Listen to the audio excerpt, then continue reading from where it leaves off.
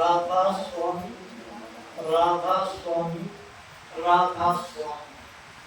శ్రీ శ్రీ శ్రీ ఆనంద గురుదేవుల పాదపద్మలకు నమస్కరిస్తూ, నన్ను అనిత్యం చైతన్యపరిచే గురుదేవుడు ముకుంద పాదపద్మములకు నమస్కరిస్తూ,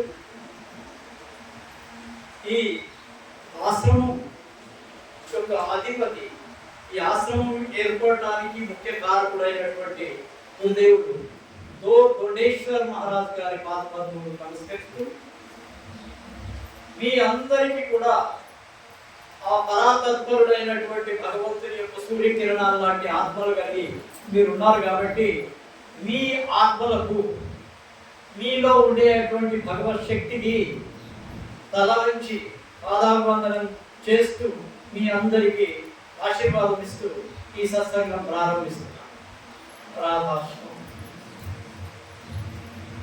ढूंढ मुझको अपना मन में, मैं तो तेरी पास हूँ, मैं न काशी न मधुरा, मैं न गिरी कैलास हूँ. ఇదే దీన్ని మనం అడ్వర్టైజ్ చేసిన దాంట్లో పాంప్లెట్లో ఇదే పెట్టాం.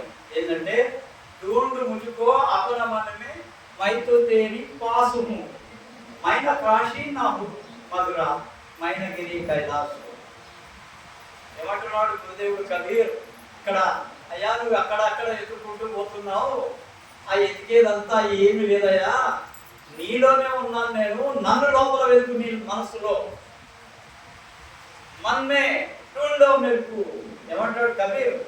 అరే మీరు అక్కడ ఇక్కడ ఎందుకు ఎక్కుతారయ్యా? దేవాలయాలు ఎక్కుతారు, కొండల్లో తీర్థయాత్రల్లో మీరు అనేకమైన జయప్రాసలు కొలిచి కొండలెక్కి గుట్టలెక్కి తర్వాత నదుల్లో స్నానం చేసి తీర్థాలలో పోయి వెతుకుతున్నారు భగవంతుడిని.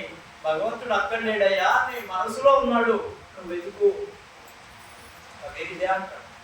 ఏమంటాడు?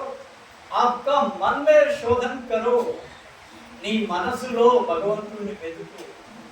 మనసులో భగవంతుడిని వెతుకోవాలంటే మనసే చాలా చంచలమైనది. అనేకమైనటువంటి ఆలోచనలు మనసులో చెలరాయితానే ఉంటాయి, తెలుసు కదా. కానీ ఆ మనసును స్థిరపరిచి ఆ మనసు యొక్క చలనాన్ని ఆపి నువ్వు భగవంతుడి యొక్క అన్వేషణలోకి పోతే నీకు ఆ భగవంతుడి యొక్క దర్శనం అవుతుంది. సరే, భగవంతుడు అంటే రాముడు కృష్ణుడు అనుకొని మీరు అనుకునేరు. రాముడు కృష్ణుడు భగవంతుడి యొక్క అవతారం, పరమార్థం వేరే, పరాతత్పరుడు వేరే. ఆ పరాతత్పరుడికి ఆకారం లేదు, నిరాకార నిర్గుణ సద్గురు. ఏమంటావు? నిరాకార నిర్గుణ సద్గురు ఆయన. అది ప్రకాశము శబ్దం తప్పితే అక్కడ ఏమీ లేదు. ప్రకాశం శబ్దమే. అయితే మీరు వెతికేటువంటి భగవంతుడు మీరు కోరుకున్న రూపంలో దర్శనం ఇస్తాడు. అదొకటి కూడా ఉంది.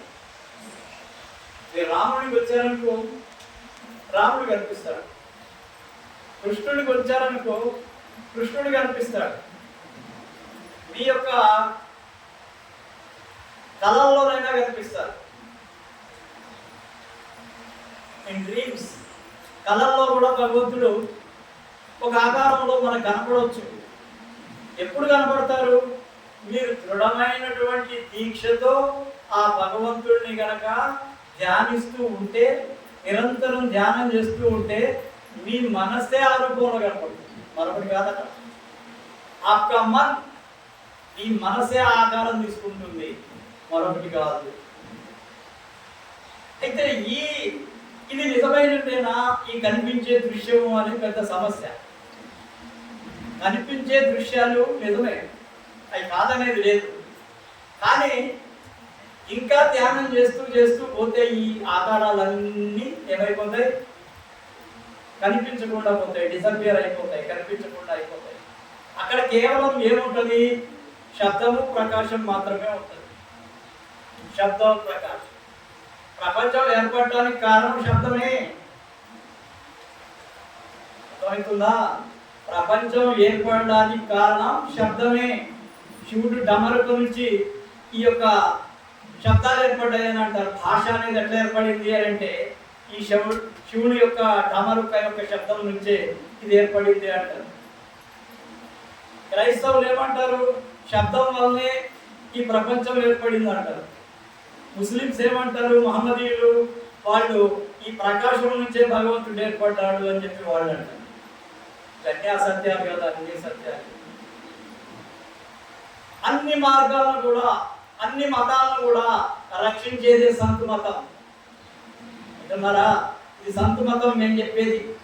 దీన్ని సురత్ శక్తి యోగా అని అంటారు. ఈ సాధనని ఏమంటారు? సురత్ శక్తి యోగా.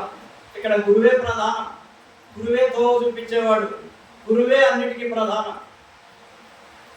కబీర్ చెప్తాడు, నీకు గురువు భగవంతుడు ఇద్దరు ప్రత్యక్షమైతే నువ్వు ఎవరికి పెడతావు నమస్కారం అని అంటాడు. అయ్యా కబీర్ చెప్తాడు, అయ్యా నేను గురువుకే నమస్కారం చేస్తా, ఎందుకంటే ఆ భగవంతుడి యొక్క జాడలు తెలిపేది గురువే కాబట్టి. గురువు ఏం చేస్తాడయ్యా? నిస్వార్థమైన గురువు గురించి నేను చెప్తాను. అసలు అడుగునే గురువు కాదు. దిక్ మాంగనే వాళ్ళ గురువు నహీ హోతా, దేనే వాళ్ళ గురువు హై. చూడండి, ఎవరైతే ఇచ్చేవాడు ఉంటాడో, ఆశీర్వాదం ఇచ్చేవాడు ఉంటాడో ఆయనే నిజమైన గురువు. వీతరాగ్ పురుష్ అంటారు, ఏ కోరికలు లేనటువంటి గురువు. తన సాధన ద్వారా ఎదుట వాళ్ళ యొక్క పాపాలను, వాళ్ళ కర్మలను, వాళ్ళ యొక్క జీవితాలను సవరించేవాడే నిజమైన గురువు. అంటున్నారా? దీప్ మాంగనే వాళ్ళ నహీ హై గురువు. రాధాస్వామి సత్సంగంలో ఒకటి చెప్తారు, ఆప్ కమాకి కావో నేకి కమాయి. అరే నువ్వు కష్టపడి సంపాదించి డబ్బులు సంపాదించుకో, దాంతో తిను, నిజాయితీగా సంపాదించు. ఎరా ఫెరీ నై కర్నా, ధోకాబాజీ నై కర్నా. ధోకాబాజీ చేస్తే మీ జీవితం ధోకానే అవుతుంది. మీరు అనుకుంటారు పెద్ద పెద్ద కోటీశ్వరులు ఎవరో సంతోషంగా సుఖంగా ఉన్నారని. ఎవడు సుఖంగా లేడు. కోటీశ్వరుల్లో కోట్ల కోట్ల రూపాయలు సంపాదించుకున్నవాడు ఎవడు సుఖంగా లేడు, సరిగా నిద్రపోవాడు. మీరు హాయిగా నిద్రపోతారు. ఎందుకంటే మీకు ఏమి ఉన్న దాంట్లోనే తింటారు కాబట్టి, ఉన్న దాంట్లోనే ఉంటారు కాబట్టి మీరు సుఖంగా నిద్రపోతారు. కానీ వాడు పడుకుంటే నిద్ర రాదు. ఏముంటాయి? ఏసీ రూమ్ ఉంటుంది, చక్కటి పరుపులు ఉంటాయి, చక్కటి అరేంజ్మెంట్స్ ఉంటాయి, వాళ్ళు ఉండటానికి సేవకులు ఉంటారు, అన్నీ కూడా సమయానికి తిండి పెట్టడానికి అన్నీ ఉంటాయి సౌకర్యాలు. కానీ నిద్ర రాదే, నిద్ర రాదు. ఎందుకు రాదు? వాడు చేసేటువంటి పనులన్నీ కూడా సరి అయినటువంటి కాదు కాబట్టి ఆ కర్మలు వాడిని బాధపెడుతూ ఉంటాయి. ఆ బాధతోటి వాడికి నిద్ర రాదు. కష్టపడి సంపాదించి కోటీశ్వరులు కావడం అతి కష్టం.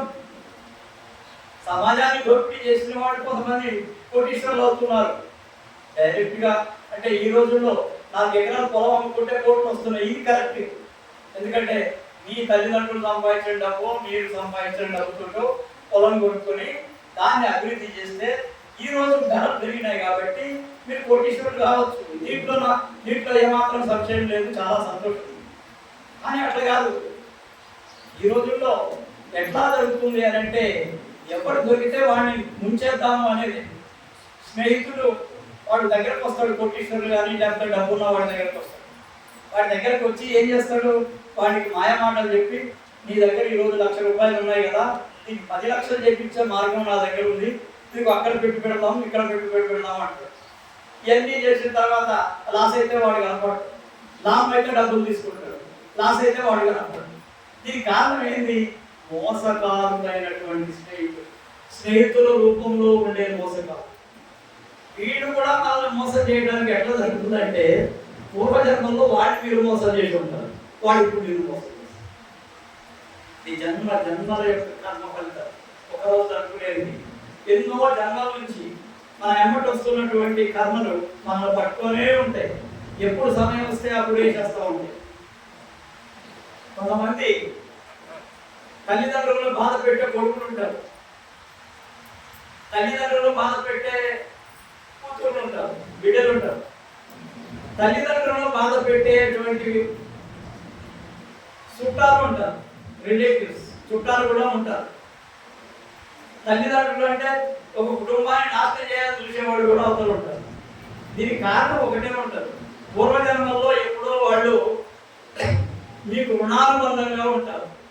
ఊరకనే జరగదు. మీరు అనుకుంటారేమో ఎవడన్నా మోసం చేస్తున్నా అంటే పూర్వజన్మల్లో మీరు ఎప్పుడో వాడికి మోసం చేసి ఉన్నా వాడి ఈ జన్మలో వచ్చి తీర్చుకుంటా ఉంటారు.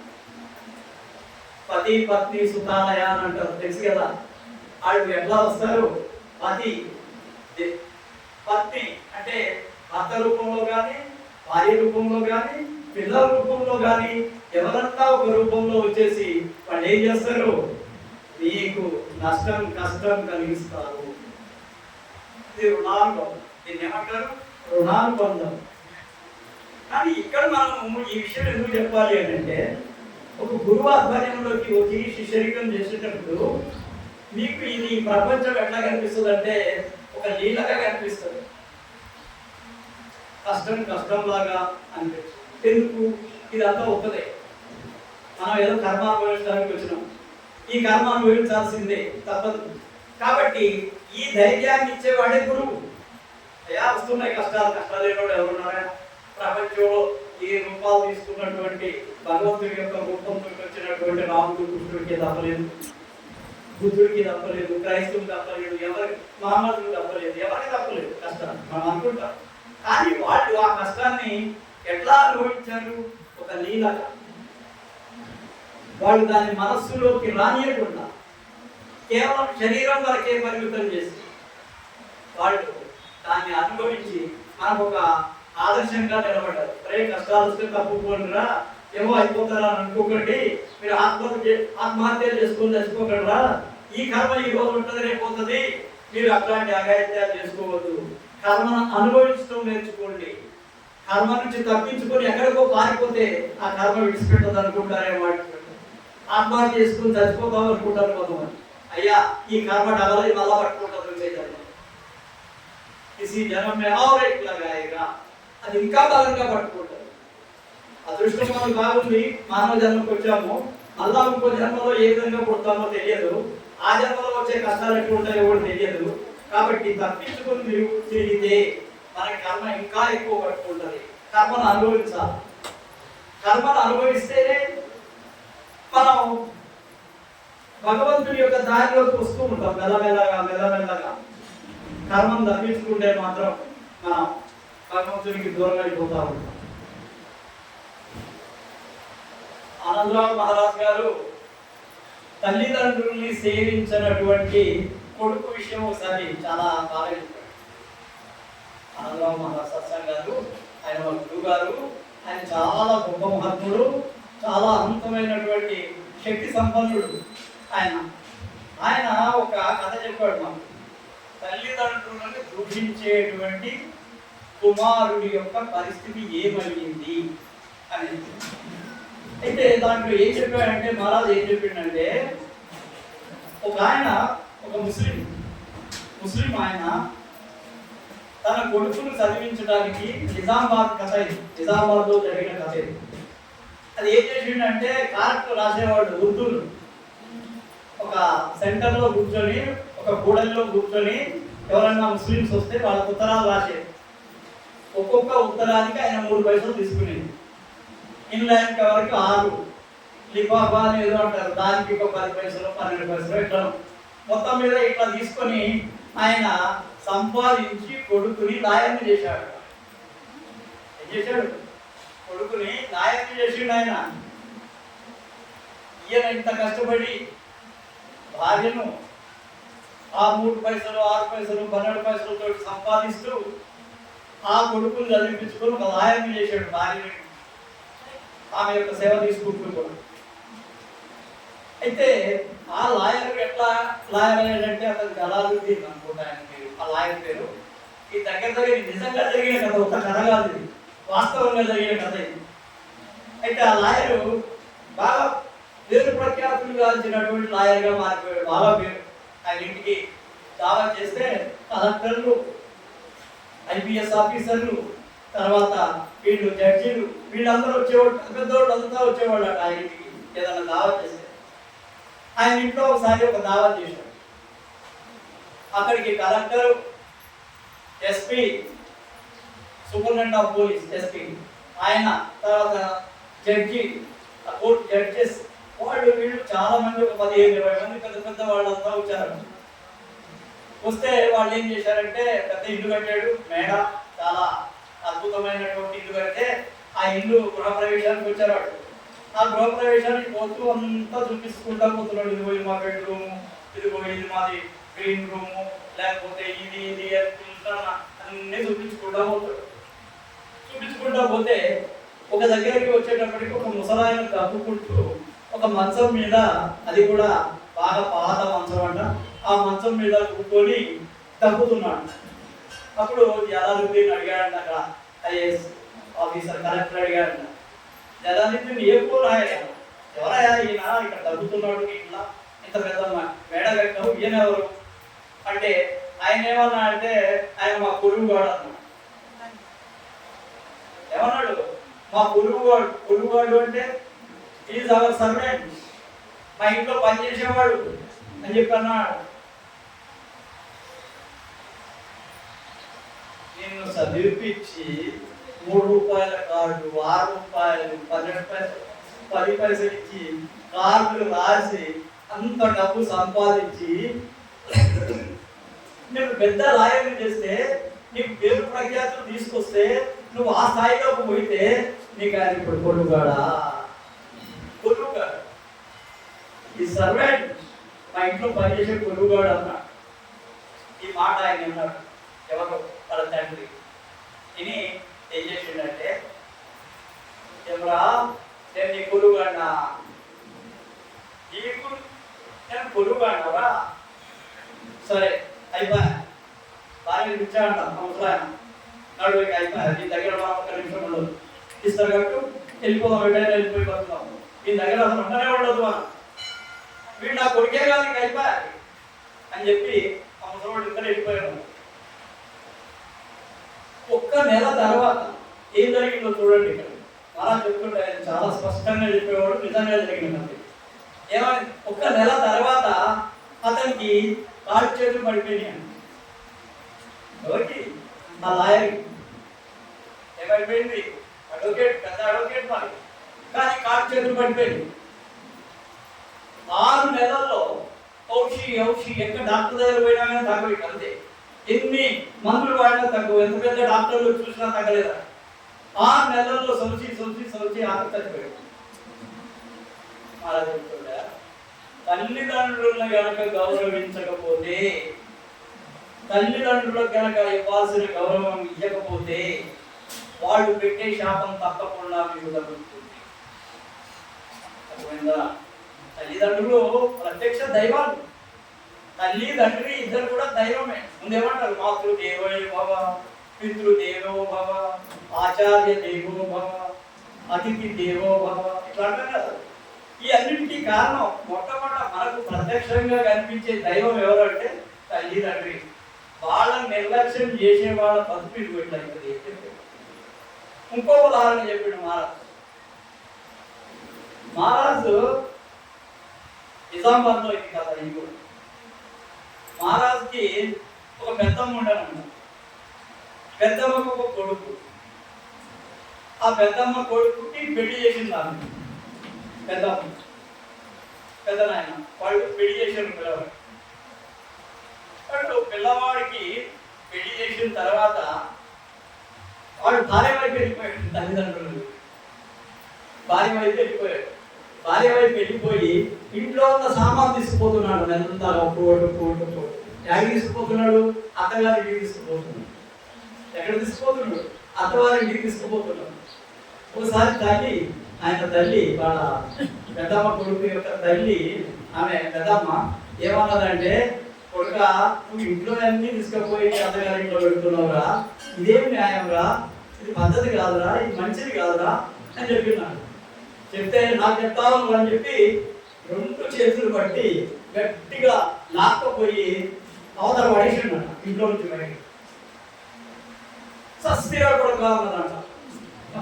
సస్తిరా కొడుక నేను అయిపోయారా నా పని అన్నదంట.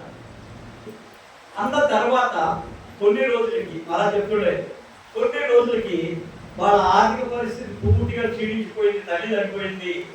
వాడు అన్నమో రామచంద్ర అనుకుంటా ఊరు తిరుగుకుంటూ ఆడుకున్నాడు. అన్నమో రామచంద్ర అనుకుంటా ఊరు ఊరు తిరుగుకుంటా బతికిండట. ఇట్లా అయిపోయిందట పరిస్థితి. అంటే ఇక్కడ చెప్పేది ఏంటి? తల్లిదండ్రులను గౌరవించినటువంటి కుటుంబం, వాళ్ళ యొక్క పిల్లలు ఎవరైతే ఉంటారో వాళ్ళు ఎప్పటికీ క్షేమంగా ఉండరు. తల్లిదండ్రుల యొక్క శాపం తప్పకుండా తగ్గుతుంది పిల్లలకు. కాబట్టి వాళ్ళతో సరిగా వ్యవహరించాలి. మనం సత్సంగం వచ్చినాము అని అంటే మనం అనుకుంటాం, ఓ మేమేదో మారిపోయినామని. లోపల మార్పు అనేది ఈ రోజు మార్పు కాదు. ఈ రోజు వచ్చే మార్పు ఈ రోజుతోటే పోతే అది మార్పు కాదు. ఈ మార్పు శాశ్వతంగా ఉంటేనే అది మార్పు. ఒక్కసారి మార్పు వస్తే మళ్ళా ఆ తప్పు చేయకుండా జీవనం గడపాలి. అర్థమైందా? మహారాజుకి శిష్యులు అయిపోతే ఆయన చెప్తాడు, అయ్యా మీరు ఎవరితో కూడా అబద్ధం ఆడకండి అని చెప్తాడు.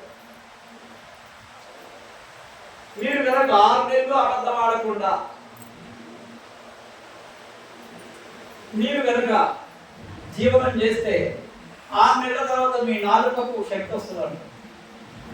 మీ నాలుకకు కొద్ది శక్తి వచ్చేస్తుంది. అదే కనుక కళ్ళు అందరినీ కూడా మంచి ప్రేమతోటి చూసేటువంటి కళ్ళు కనుక ఉంటే ఆ కళ్ళకు కూడా మంచి చూపులతోటి కనుక చూస్తే అవతలి వాడి బాధ కూడా తగ్గే అవకాశం ఉంది. అంటే కంటి చూపులో పవర్ ఉంది. ఇంకా కంటి చూపులో మన చెవులలో కూడా మంచి శ్రవణమైనటువంటి భగవంతుడి భక్తి కీర్తనలు వింటూ ఉండండి. భగవంతుడి యొక్క శక్తిని గురించి వింటూ ఉండండి. మీ చెవులతో అదే శ్రవణం చేయాలి. కానీ తిట్లు అవి ఇవి మాట్లాడే వాళ్ళ దగ్గర, చెడ్డ మాటలు మాట్లాడే వాళ్ళగా, తర్వాత భగవంతుడిని దూషించే వాళ్ళ దగ్గర మీరు వింటే మీ మనసు చెడిపోతుంది. కాబట్టి చక్కటి చూపు చూడండి, ప్రేమతోటి మాట్లాడండి. తర్వాత అబద్ధాలు ఆడకుండా జీవనం చేయండి. మాంసాహారాలు మానేయండి. ఒక జంతువు బాధపడితే చూసి మనం సంతోషించడం అనేది మనకే నష్టం. ఎవరిని హింసించినా అది మనల్ని హింసిస్తుంది. తర్వాత అంటున్నారా, ఎవరిని హింసించినా ఏ జంతువునైనా సరే మీరు కోళ్ళను తలుపుని కోసేస్తారు. అది మన ముందే కాడు ఏం చేస్తుంది, అది మన ముందే అది అరుస్తూ అరుస్తూ చచ్చిపోతుంది. ఒకసారి నేను మొట్టమొదట నా అనుభవం గురించి చెప్తున్నాను. నేను 8వ తరగతి చదివేటప్పుడు మా సారు ఆయన ఏమన్నాడంటే, అరే పోయి ఒక 1/2 కిలో మేక మాంసం తీసుకురామని చెప్పి నాకు చెప్పాడు. ఒక 1/2 కిలో మాంసం. నేను అప్పుడు 8వ తరగతి చదువుతున్నా. ఇంకా పెద్దగా జ్ఞానం బాగా. అయితే పోయి అక్కడ మేక వాడు గడికాయ దగ్గర పోయి తీసుకుందామని నిలబడితే అప్పుడు అక్కడ ఒక దృశ్యం కనపడదు నాకు. పిల్ల మేక ఏడుస్తూ ఉంది, తల్లి మేకను వస్తా ఉన్నాను. పిల్ల మేకను అక్కడ పక్కకు వచ్చి దాని ముందే తల్లి మేకని ఏం చేస్తున్నారు, పోషిస్తాం. ఆ దృశ్యం చూసిన తర్వాత 6 నెలలు అసలు మాంసం కాదు కదా, అసలు ఆ ఏ జీవిని చూసినా కదా నాకు అదే గుర్తు రావాలా. మానేశాయి. అది కాక మా కుటుంబం కంప్లీట్గా మాంసం, చేపలు, కోడిగుడ్లు ప్రతిరోజు ఉండాల్సిందే ఇంట్లో. ఇక మా తల్లిదండ్రులు అప్పుడు బాధపడ్డారు, అరే ఏం కాదా తినేవాడు. నేను తినను. నాకు అదే గుర్తు రావాలి. ఆ మేక ఏడుపు, దాన్ని కోసేసేది ఇదే గుర్తు రావాలి. 6 నెలలు అసలు అన్నం కాడికి పోతే అదే గుర్తు రావాలి. ఇక మామూలు కోపం అది తినేవాడు, అవి మాత్రం వెయ్యి తినేవాడు. అంటే ఈ మార్పు దేనికి సంకేతం అంటే, రాబోయే కాలంలో నువ్వు అహింసావాదిగా మారాలి. ఆ దృశ్యం అట్లా చెప్తున్నా. ఆ దృశ్యంతో ప్రభావితమైనటువంటి నా మనస్సు తర్వాత చాలా సున్నితంగా తయారైంది. ఇప్పుడు ఏ జంతువులు కానీ ఏదైనా సరే రక్తంతో కొడుకొని కొట్లాడుకొని రక్తం కానీ, లేకపోతే ఏ జంతువులన్నా కొడుతున్నా కానీ ఏ జంతువులైనా సరే హింసిస్తుంటే నేను సహించలేదు. నా మనసు చాలా సున్నితమైపోయింది. ఈ మధ్యనే ఒక సంఘటన, ఇది సున్నితమైపోయి ఎదుటి వాళ్ళ మీద ఎట్లా ప్రభావం చూపుతుంది అనే దాని మీద ఇంకొక ఉదాహరణలు. నేను రోజు గార్డెన్లో ఒక అరగంట కాలం, మా దగ్గర సిఎస్కేలో పెద్ద గార్డెన్ ఉండదు, ఒక 5 ఎకరాలు. దాంట్లో రోజు తిరుగుతాం, చుట్టూ తిరుగుతూ ఉంటాం. ఒక అరగంట 40 నిమిషాలు అట్లా తిరుగుతూ ఉంటాం.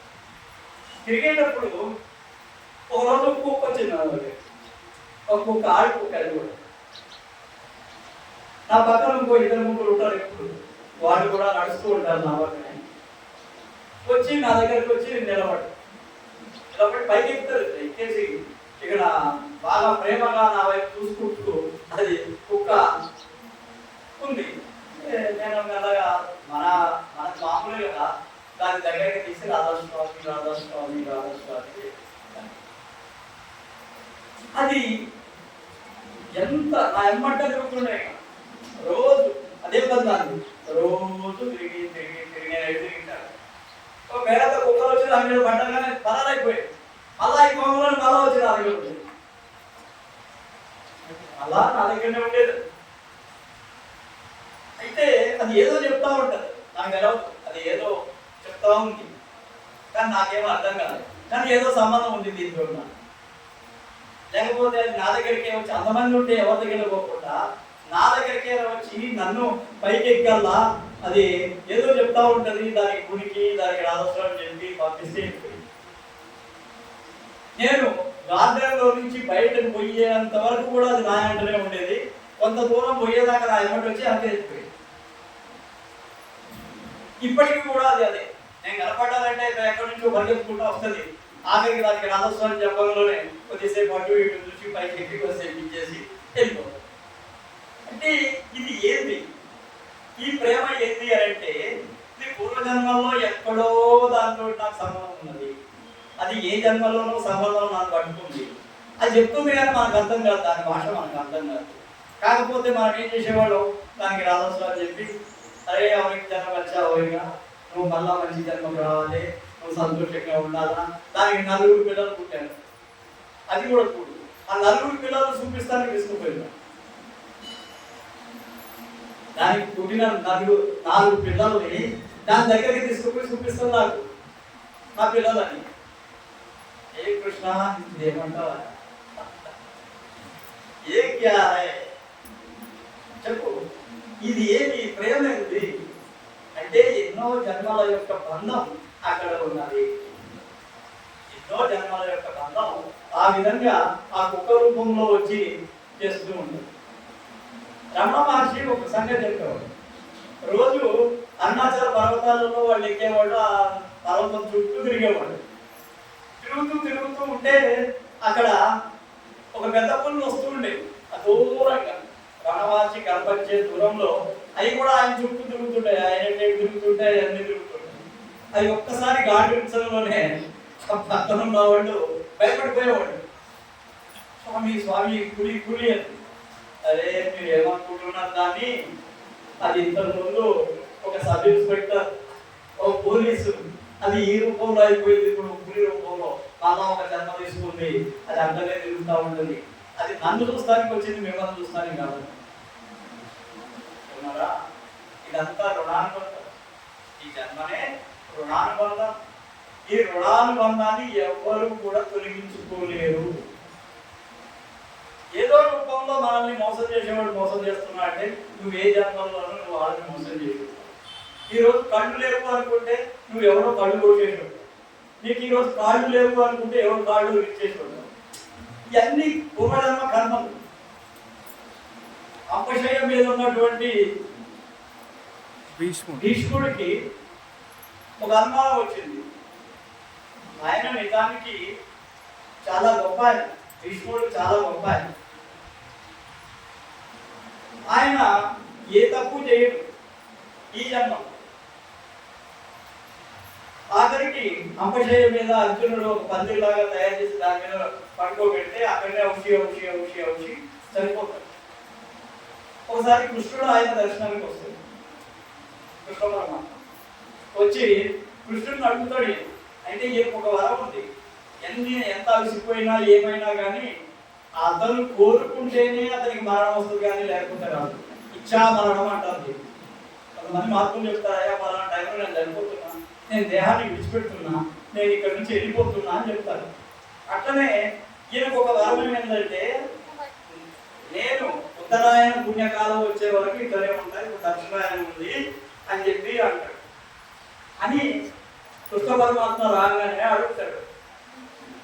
పరమాత్మని ఏమడుగుతాడు, భగవాన్ మరి నాకు ఈ అవస్థ ఏంది, నేను ఇట్లా అయిపోయానేంది, నా పరిస్థితి ఏంది, నాకు తెలిసి 100 జన్మల వరకు నేను ఏ తప్పు చేయలేదు, నేను ఒక యోధుడుగా ఉన్నా, నేను ఒక పవిత్రుడిగా ఉన్నా, నాకు అట్లా జరగాల్సిన పరిస్థితి లేదు అన్నాడు. అంటే కృష్ణుడు అన్నాడు, ఆయన పరమాత్మ, ఆయన సర్వశక్తి సంపన్నుడు, ఆయన ఆమ్నిపోటెంట్, సర్వకాల సర్వావస్థల్లో స్థిరంగా ఉండి పరమాత్మ రూపంలో ఉండే ఆయన ఏమన్నాడు, అయితే అట్లా 100 జన్మల వరకు నీకేం కాలేదా, సరే ఇంకా కొద్దిగా అనుకోవద్దు, 106వ జన్మలో పోయి చూడు అన్నాడు. 106వ జన్మలో పోయిన తర్వాత ఒక దృశ్యం కనపడదు ఆయన. ఏంటంటే ఒక పెద్ద సర్పాన్ని ఒక పెద్ద ముళ్ళ కట్టుతో గుడి చంపేసి, అది ఔషి ఔషి ఔషి ఔషి ఔషి ఆఖరికి ఆ ముళ్ళ పొద మీద చచ్చిపోయి. కృష్ణుడు ఏమన్నాడు, చూశావా భీష్మ, నువ్వు 106వ జన్మలో చేసిన పాపం, నువ్వు ఆ సర్పం చచ్చిపోయింది కదా, అది నీకు ఇప్పుడు పడుతున్నాయా, అది ఇప్పుడు నీకు పడుతుంది. అంటే 106 జన్మలు కూడా మనం కూడా పడ్డప్పుడు మనకి ఈ కర్మ వచ్చింది అని అనుకుంటే మనం పారిపోతే ఎట్లా? అందుకే ఏమంటారు, ढूंढ मुझको अधुना मन में मैं तो तेरी पास हूँ మైన కాశీ నా మధురా నా గిరి కైలాసు. అయ్యా మీరు ఎక్కడికి ఎదుగుతారయ్యా, నేను లోపలనే ఉన్నా, ప్రకాశం శబ్దం రూపంలో ఉన్నా, నన్ను పట్టుకోండి, నా లోపలికి మీరు లోపలికి ప్రయాణం చేయండి. బయట వెతికితే ఏది దొరకదు, బయట వెతికితే ఏది దొరకదు, లోపలనే అనేకమైనటువంటి శక్తులు ఉన్నాయి. అయితే అనేకమైనటువంటి శక్తుల్ని వెలికి తీయడానికి గురువు ఉంటాడు. గురువు అంటే సాధన చేసే గురువు, ఊరికనే ఏదో గురువు పేరు చెప్పుకుంటుంటే గురువులు కాదు, ఎవరు సాధన చేయాలి. ఎప్పుడు ఆ గురు తత్వంలో, ఆ భగవంతుని యొక్క తత్వంలో, ఎప్పుడు ఆ ప్రకాశం శబ్దాల్లో లయమై ఉన్నవాడే నిజమైన గురువు. వాళ్ళ వాకు ఫలిస్తుంది. వాళ్ళ దగ్గరికి పోతే పసిని చెప్పాడు కదా, ఏమన్నాడు, వాళ్ళ దగ్గరికి పోతే అశాంతి పోయి శాంతి అవుతుంది, మనసులో ఆలోచనలు ఉండవు. ఎప్పుడైతే ఆలోచన లేని స్థితి ఏ గురువు దగ్గరికి పోతే వస్తుందో ఆయనే మీ గురువు. వేరేవాడు ఆలోచన లేనటువంటి స్థితి మీరు గురువు దగ్గరికి పోయినప్పుడు అనుభవిస్తే ఆయనే మీ గురువు, వేరేవాడు కాదు. కాబట్టి ఇక్కడ చెప్పేది ఏంటంటే, మీరు ఆచరణలో ఉన్నప్పుడే గురువు యొక్క శక్తి మీకు అర్థమవుతుంది. గురువు శక్తి ఎప్పుడు అర్థమవుతుంది, మీరు ఆచరణలో పెట్టినప్పుడు. ఇప్పుడు చెప్తాను కదా, మీరు నాలుగుతోటి అబద్ధాలు ఆడకండి, 6 నెలల్లో మీ 4 పాపం వస్తుంది. ప్రేమతోటి వ్యవహరించండి సర్వజీవులతో. మీరు అనుకుంటున్నారేమో పుట్ట వీటికి ప్రాణం లేదని మీరు అనుకున్నారు. చెట్లకు కానీ, పశు పక్షాదులకు, గుడ్డలకు కానీ, నీటికి కానీ, సర్వ ప్రపంచంలో సృష్టిలో ప్రతి ఒక్క అణువులో భగవంతుడు ఉన్నాడు. అణువులో వ్యాపించి ఉన్నాడు భగవంతుడు. కాబట్టి ఈ లోపల ఉండేటువంటి శక్తి ఏదన్నా రూపంలో బయటకు రావు. ఇప్పుడు నదిమ తల్లిలో కొంతమంది మహాత్ములకు ప్రత్యక్షం ఉంటుంది. చాలా మందికి నదిమ తల్లి ప్రత్యక్షమై మరణించినవి ఉన్నాయి చాలా కథలు. పుట్టల్లో కూడా భగవంతుడి యొక్క రూపం ఉండాలనుకోవాలి. సర్వజీవుల్లో కూడా భగవంతుడు ఉన్నాడని కనుక్కోవాలి. అందుకని ఎవరిని కూడా హింసించకూడదు, ఎవరిని కూడా మీరు పరుషంగా మాట్లాడకూడదు, అందరితోటి ప్రేమగా ఉండాలి. అందుకని మన దాంట్లో ఒకటి ఉంది, శుభ సంకల్పమస్తు. శుభ సంకల్పమస్తు అనేది ఏంటి, దాని అర్థమైంది, ఎప్పుడు కూడా శుభాన్నే కోరాలి. వాడు మన శత్రువు కావచ్చు, మనల్ని చెప్పవచ్చు, అదే వీడు మంచిగా అయిపోయి అనుకోండి, మనం డబ్బులు ఖర్చు పెట్టేదైతే ఏం లేదు కదా. ఎప్పుడైతే నువ్వు అందరి యొక్క శుభం కోరుకుంటావో అప్పుడు నీ జీవితం పవిత్రమైపోతుంది. నేను చెప్తున్నా, వింటున్నారా? ఎవరిని కూడా మనం హింసించకుండా, ఎవరిని కూడా బాధ పెట్టకుండా, మనల్ని శత్రువుగా చూసేవాడిని కూడా ప్రేమించగలిగితే, వాళ్ళ శుభాన్ని కోరినట్లయితే మన జీవితం ధన్యమవుతుంది. ఏమంటున్నాడు? మన జీవితం ధన్యం కావాలంటే అందరితోటి కూడా ప్రేమతోటి ఉండాలి. యేసుక్రీస్తు అంటాడు, లవ్ ఈజ్ గాడ్. ప్రేమయే భగవంతుడు. ఏం ప్రేమ? ఈ రోజు ఆడపిల్లలు మగపిల్లలు ప్రేమించుకునే ప్రేమ అంటున్నారు. ఇది కేవలం తాత్కాలికమైన ఆకర్షణ మాత్రం. ఇది ప్రేమ కాదు. ప్రేమ అంటే భగవంతుడు సృష్టించిన సృష్టి మొత్తాన్ని ప్రేమించాలి. పుట్ట పుట్ట, పశువులు, పక్షులు, అన్నింటినీ కూడా, జంతువులు అన్నింటినీ ప్రేమించాలి. సృష్టిని మొత్తం ప్రేమించాలి. దీన్ని ఏమంటారు? కాస్మిక్ లవ్, విశ్వ ప్రేమ అంటారు. దీన్ని కాస్మిక్ లవ్ అంటే విశ్వ ప్రేమ. ఈ విశ్వ ప్రేమను కనుక మనలో ఆవిర్భవించిందంటే ఆ భగవంతుడే మనలో ఉండిపోతుంది. భగవంతుడే మనలో ఉండిపోతుంది. ढूंढ मुझको अपना मन में मैं तो तेरी पास हूँ, मैना काशी ना मथुरा मैंने गिरी कैलाश. ఎక్కడో లేదయా, నీలోనే ఉన్నాను, వెతకండి. లోపల వెతికితే గురువు యొక్క ఆధ్వర్యంలో, గురువు యొక్క నామదానం తీసుకుని, గురువు చెప్పినట్టు కనుక ప్రవర్తిస్తే, ఆచరిస్తే, అనుసరిస్తే మీకు ఆ గురువు యొక్క శక్తితో మీకు అర్థమవుతుంది. పురుషుడు ఏ కోరికలు లేనటువంటి, ఏమీ ఆశించినటువంటి, అందరికీ ఆశీర్వాదం ఇచ్చే గురువే కావాలి. ఆశించే గురువుతో ఏది సంబంధం కాదు. ఆశించని గురువు ఇచ్చేటువంటి ఆశీర్వాదం ఫలిస్తుంది. కాబట్టి ఒక విషయం గుర్తుపెట్టుకోండి, సత్సంగాలు చేయడం ముఖ్యం కాదు, గురువు చెప్పింది ఆచరించాలి. కొంతమంది భగవద్గీతని మొట్టమొదటి శ్లోకం నుంచి 700 శ్లోకం వరకు మొత్తం అప్పచెప్పారు. మొత్తం శ్లోకాలు. కొంతమంది పురాణాన్ని మొట్టమొదటి ఒక శ్లోకం నుంచి ఆఖరి వరకు అన్ని అప్పచెప్పగలుగుతారు. క్రైస్తవులు కూడా అంతే, మొట్టమొదటి నుంచి ఆఖరి వరకు అన్ని వాళ్ళు చెప్పగలుగుతారు బైబిల్ యొక్క సారాంశం. కానీ వాళ్ళు నిత్య జీవితంలో ఆచరణ లేనప్పుడు ఇదంతా వ్యర్థమే. ఆచరణ లేనప్పుడు ఏ లాభం? మనం ఆచరణ చేస్తేనే కదా ఏదన్నా దొరికేది. భగవద్గీతలో 700 శ్లోకాల్లో ఒక శ్లోకాన్ని పట్టుకో, ఎన్ని శ్లోకాలు, ఎన్ని అధ్యాయాలు? 18 అధ్యాయాలు ఉన్నాయి. ఏదన్నా ఒక అధ్యాయాన్ని కనుక మీరు కరెక్ట్ గా ఆచరించేటట్టు కనుక చేస్తే మీ జీవితమే మారిపోతుంది. ఆ మార్పు శాశ్వతమైన మార్పుగా ఉంటుంది. శాశ్వతమైన మార్పే నిజమైన మార్పు. తాత్కాలికంగా వచ్చి 40 రోజులు మండల పూజ చేస్తారు. రోజు కింద పడుకోవటం, భగవంతుడి దర్శనం చేసుకోవటం, ఒక పూట తినటం అన్నీ చేస్తారు. కానీ 40 రోజుల తర్వాత మళ్ళా మొదలు అన్నీ ఉంటాయి. వాడి కింద నుంచి అయ్యప్ప స్వామి దగ్గర పోయి కింద నుంచి దిగడంలోనే కొంతమంది తట్టుకోలేక తాగుతూ ఉంటారు.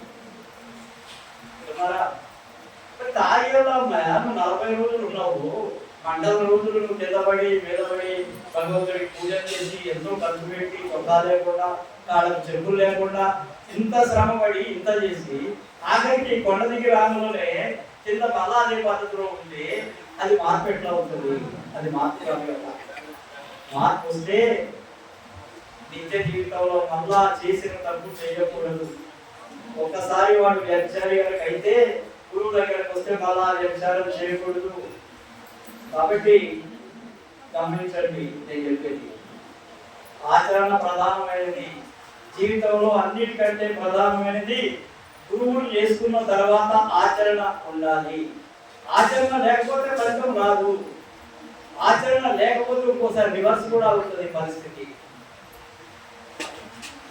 ఫకీర్ చంద్ మహారాజు ఒకసారి ఏం చేసిండంటే, ఒక పోలీస్ ఆయన ఇన్స్పెక్టర్ అడిగాడు, మహారాజు నాకు నామదానం వేయండి, నాకు నామదానం వేయండి అని అడిగితే, అయ్యా నువ్వు పోలీస్ ఆయన పొద్దుదాకా మందిని తిరుగుతావు, ఉత్తట్లాంటి అడిగి మీరు మీరు కూతురు మాట్లాడంటే మీరు ప్రజలతో వ్యవహరించలేదు, మీరు అన్ని తప్పులు మాట్లాడతారు, నేను ఇవ్వను అన్నాడు. వాళ్ళ వేడబడి బతుకులాడి మహారాష్ట్రతోటి ఆయన ఏం చేశాడు, నామదానం తీసుకున్నాడు. మహారాజ్ చెప్పాడు, ఇదిగో ఇక్కడ నుంచి నువ్వు ఎవరిని చెట్టుకోవద్దు, మాంసాహారం చేయొద్దు, వ్యభిచారం చేయొద్దు, తప్పులు మాట్లాడవద్దు, ఇవన్నీ కండిషన్స్ అన్ని చెప్తాడు. చెప్తే పోలీస్ ఆయన ఇన్స్పెక్టర్ పోతాడు, పోయి డ్యూటీ ఎత్తాడు. 2-3 రోజులు పాపం ట్రై చేస్తాడు. పోలీస్ ఆయన ఎక్కడ పబ్లిక్ మాట ఉంది కదా, ఓ తిట్టడం మొదలు పెట్టాడు. 3 నెలల్లో పిచ్చోడు అయిపోయాడు. ఏమైపోయాడు? 3 నెలల్లో ఆ ఇన్స్పెక్టర్ పిచ్చోడు అయిపోయాడు. రోజు అయిపోయింది, మనసు పిచ్చి పట్టిపోయింది. అంటే ఇక్కడ అర్హత లేని వాడికి ఇస్తే ఏమవుతుందో ఇది కాదు. అర్హత ఉంటేనే దీంట్లో రాణించగలుగుతారు, అర్హత లేకపోతే దీంట్లో సాధించలేదు. అర్హత, గురువు పట్ల అచంచలమైన విశ్వాసం, నిత్యం కూడా కరెక్ట్ గా నామదానం తీసుకున్న వాడు ధ్యానం చేయటం, ఇవన్నీ అయితేనే దీని యొక్క ఫలితం కానీ, లేకపోతే 42 minutes. సరే సరే, అందరికీ రాధాస్వామి రాధాస్వామి రాధాస్వామి.